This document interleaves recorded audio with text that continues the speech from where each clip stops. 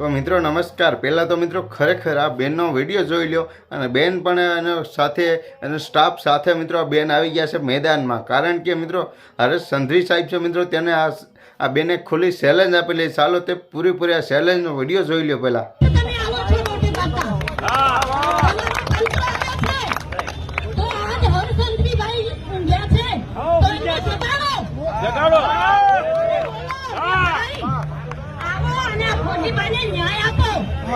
सरकार ઊંઘી ગઈ આપવાની જરૂર છે।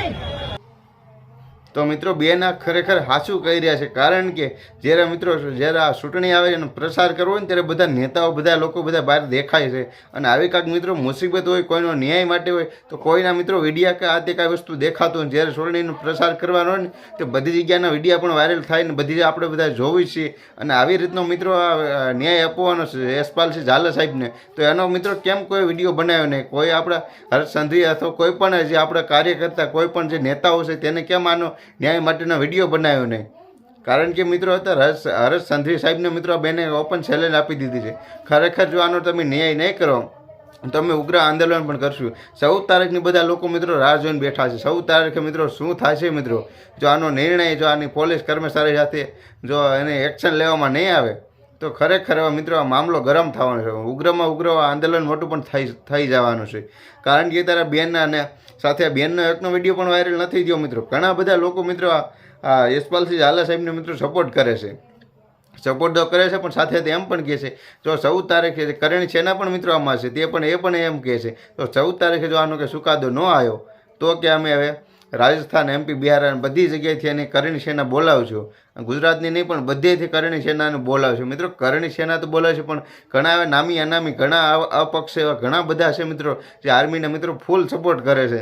તો તેને લઈને બધા લોકો હવે મેદાનમાં આવવાના છે। 14 તારીખે જો આ પોલીસ કર્મચારી જે દુર્વ્યવહાર કર્યો છે આપણા આર્મી યશપાલસિંહ ઝાલા સાહેબ માથે એ દુર્વ્યવહારને લઈને મિત્રો અત્યારે બધા લોકો એટલે ગુસ્સે થયા છે ને એની વાત જ પૂછોમાં।